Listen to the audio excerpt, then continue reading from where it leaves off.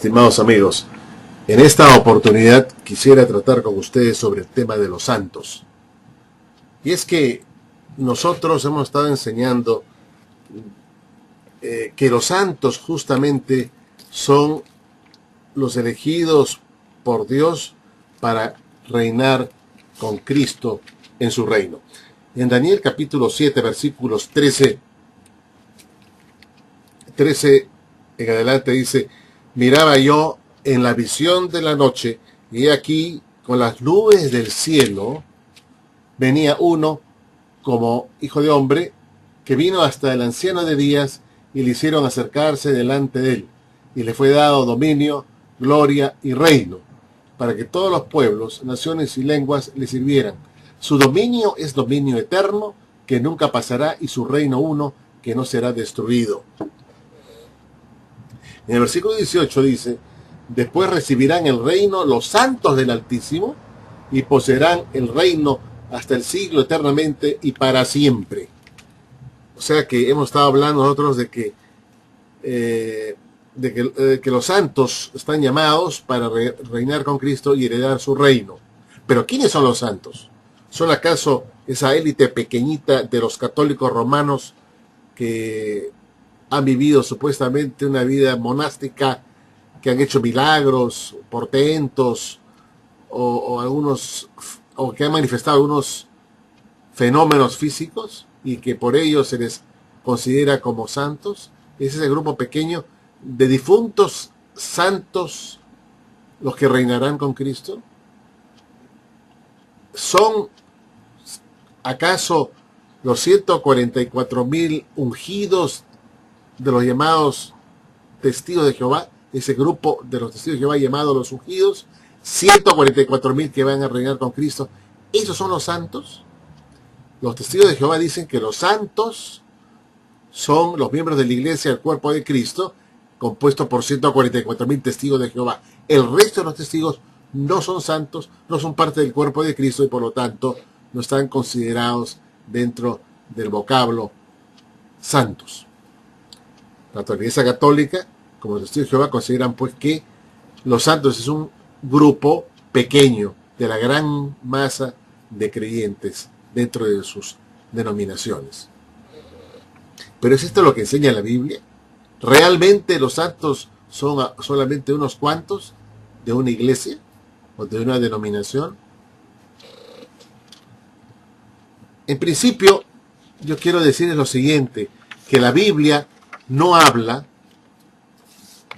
solamente de los santos que han muerto, sino santos que están vivos.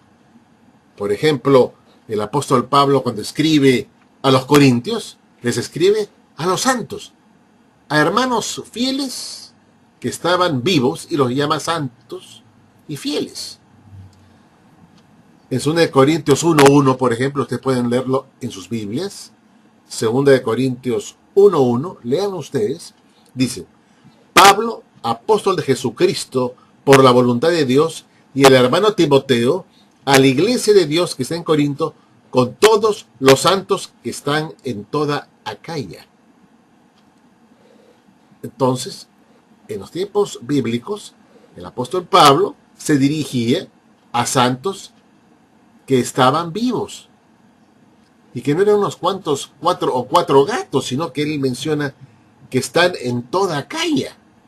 O sea, están distribuidos por toda esa ciudad de Acaya.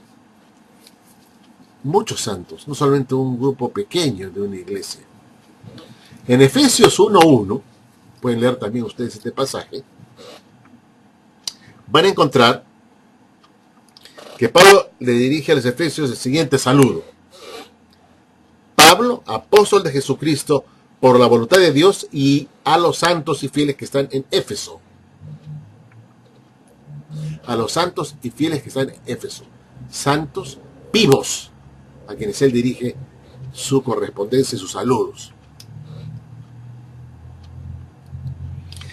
En Filipenses, capítulo 1, Pablo saluda a los creyentes de Filipos de esta manera: Pablo y Timoteo, siervos de Jesucristo, a todos los santos que están en Filipos, con los obispos y diáconos.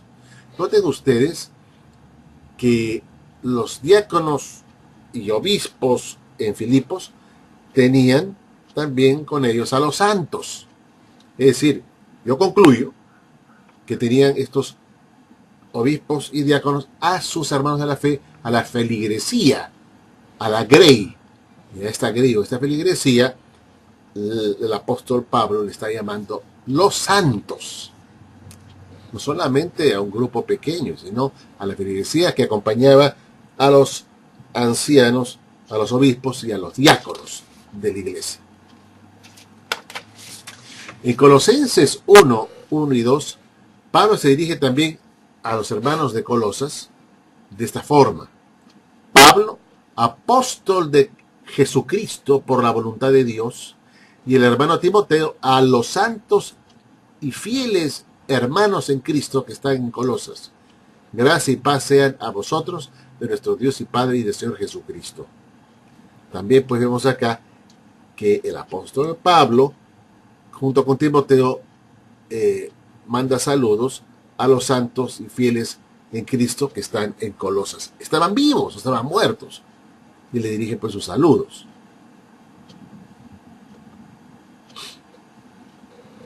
En Judas capítulo 1, dice: Judas, siervo de Jesucristo y hermano de Jacobo, a los llamados, santificados en Dios Padre y guardados en Jesucristo. ¿Ven ustedes? Judas escribe también a los llamados, santificados en Dios Padre. A los santificados. Entonces vemos que los cristianos del primer siglo se les consideraba santos y estaban vivos.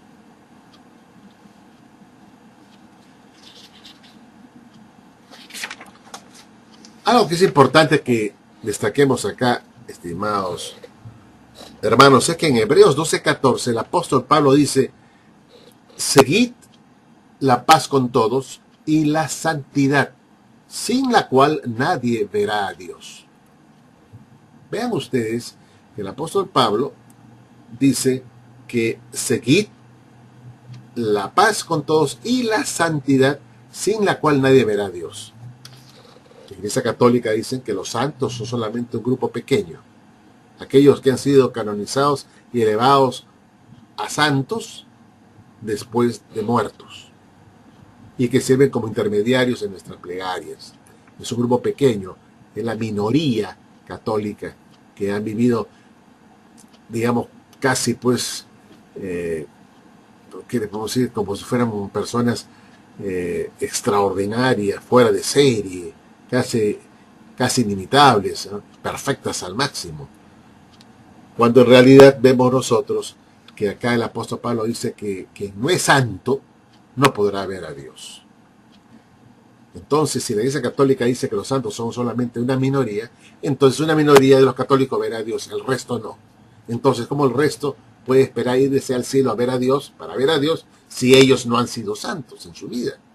O no han sido considerados santos por la misma jerarquía católica.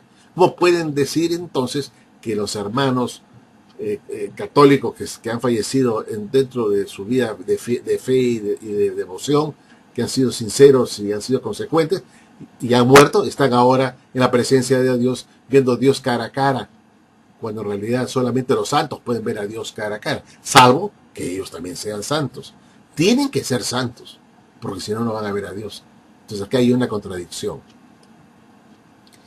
Y ver a Dios, pienso yo, también significa indudablemente ser salvo. Ser salvo. O sea, sin la santidad nadie podrá ser salvo. Y esto se podría demostrar leyendo 2 Tesalonicenses 2, 13 y 14.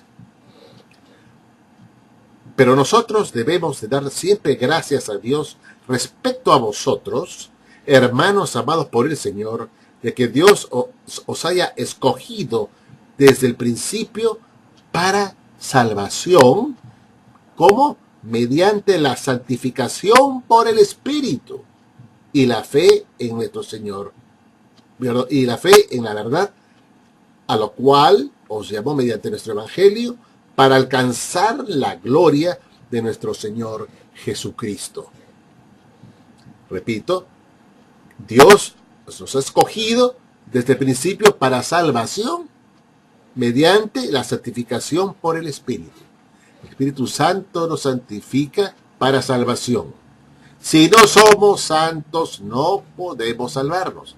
Los salvos son los santos. Los santos se salvan. Solamente los santos se salvan. Si la Iglesia Católica, los testigos de Jehová, consideran que solamente un grupo pequeño de su manada son la clase de los santos, entonces la gran mayoría de sus miembros no podrán ser salvos y no han sido tampoco ungidos por el Espíritu para recibir la santidad. Esto es muy grave, pues. Es muy serio el asunto. Por eso yo quiero hacer hincapié en este asunto de la santidad para no terminar engañados. Repito, Dios nos ha escogido desde el principio para salvación, mediante la santificación por el Espíritu. Así es que, si tú dices que no perteneces a la clase de los santos, no serás salvo. No podrás ser salvo. Los testigos de Jehová engañan a la gente, el catolicismo también está engañando a la gente. Yo lo digo con todo respeto, no con odio, sino que hay que llamar atención a los errores. Fíjense ustedes, en 1 Tesalonicenses 4:7 se nos dice, pues no nos ha llamado Dios a inmundicia, sino a santificación. Es decir, el que no es santo es inmundo. No hay otra alternativa. O se es santo o se es inmundo. ¿Y qué pasa con los inmundos, estimados amigos? En Efesios 5:5 dice, porque sabéis esto, que ningún inmundo tiene herencia en el reino de Cristo y de Dios. Entonces, si quieres entrar al reino de Dios, tienes que ser santo. No inmundo, santo. Si tú dices que no eres santo, eres inmundo. Y los inmundos no entran al reino, no se salvan. Si esto es exageración de mi parte, pues lo siento, yo tengo que decir lo que dice la Escritura. En Efesios 5:25 al 27, dice que Cristo amó a su iglesia y se entregó a sí mismo por ella, para santificarla, habiéndola purificada con el lavamiento de agua por la palabra, a fin de presentársela a sí mismo una iglesia gloriosa, que no tuviese mancha ni arruga ni cosa semejante, sino que fuese santa y sin mancha.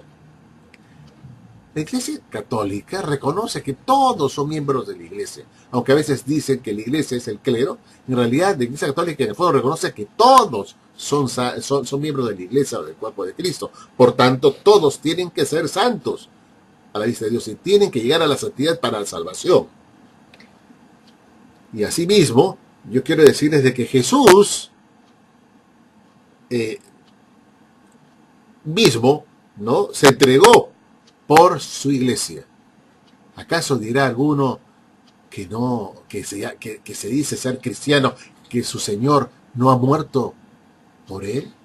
O sea, yo como creyente voy a decir que Cristo no murió por mí. Sí, Cristo también murió por mí.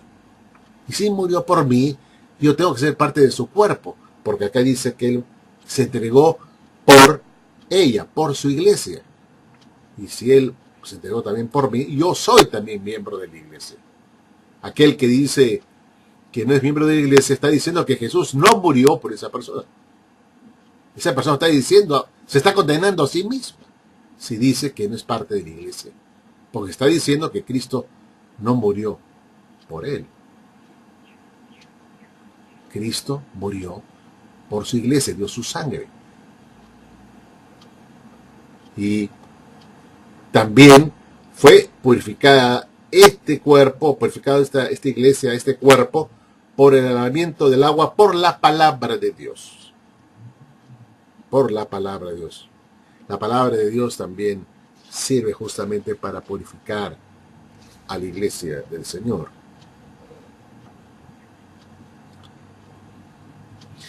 En Colosenses, capítulo 1 y versículos 21 y 22, y es bueno que ustedes apunten estos pasajes que les estoy dando para que los revisen con tranquilidad en sus casas. Dice, y a vosotros también, que erais en otro tiempo extraños y enemigos en vuestra mente, haciendo malas obras, ahora os ha reconciliado en su cuerpo de carne por medio de la muerte, para presentaros santos y sin mancha, irreprensibles delante de él. Nosotros, antes, éramos extraños y enemigos en nuestra mente, y estamos en enemistad también con Dios, por nuestras malas obras, pero hemos sido reconciliados por medio de la muerte de nuestro Señor Jesucristo, para ser presentados como santos y sin mancha e irreprensibles delante de Él. Entonces, si alguno dice que Él no es parte de la iglesia y que no es parte del cuerpo de Cristo, entonces aún se encuentra en una situación de extraño y de enemigo frente a Dios.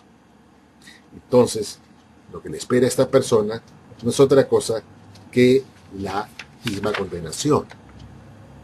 Por eso también leemos nosotros acá en 1 Pedro 1, 14 al 16, como hijos obedientes, no os conforméis a los deseos que antes teníais estando en vuestra ignorancia, sino como aquel que os llamó es santo, sed también vosotros santos en toda vuestra manera de vivir, porque escrito está, sed santos porque yo soy santo. Se nos manda a ser santos. Se nos manda a salir de esa ignorancia del pasado que nos hacía vivir en pecado, en rebeldía, para vivir en santidad y para ser aceptos a Dios y ganar de esta manera la salvación. Ahora bien, miren lo interesante de este pasaje de Efesios capítulo 4, 11 al 13. ¿Qué cosa dice acá? Y él mismo constituyó a unos apóstoles, a otros profetas, a otros evangelistas, a otros pastores y maestros, a fin de perfeccionar a los santos, para la obra del ministerio, para la edificación del cuerpo de Cristo, hasta que todos lleguemos a la unidad de la fe y del conocimiento del Hijo de Dios, a un varón perfecto, a la medida de la estatura de la plenitud de Cristo. ¿Qué nos quiere decir este pasaje, con este pasaje el apóstol San Pablo? Nos quiere decir que los pastores y maestros, los evangelistas, profetas y los mismos apóstoles han sido constituidos para perfeccionar a los santos. Es decir, los santos pueden ser perfeccionados. Y de hecho, muchos todavía no son perfectos. Cometen muchos errores. Están en un proceso evolutivo, entre comillas, hasta llegar a la estatura de Cristo. Muchas veces están todavía en un estado infantil, están todavía en un estado adolescente, ¿no? Todavía están creciendo para ser adultos. Y aún así, no se les deja de llamar santos, a pesar de todas sus imperfecciones. Y son los líderes y los ancianos de las iglesias quienes se encargan de que estos miembros de la iglesia, el cuerpo de Cristo, sea edificado. Son los ancianos, pastores, que edifican al cuerpo de Cristo. Los testigos de Jehová dicen pues que los santos son prácticamente los más perfectos, los más, los que están guiados por el Espíritu Santo. Ellos son los que deben enseñar a la grande multitud. Pero acá resulta que son miembros muchas veces, ancianos, gente que según los testigos de Jehová muchos son ancianos de las congregaciones que no son ungidos, están justamente enseñando y guiando al cuerpo de Cristo.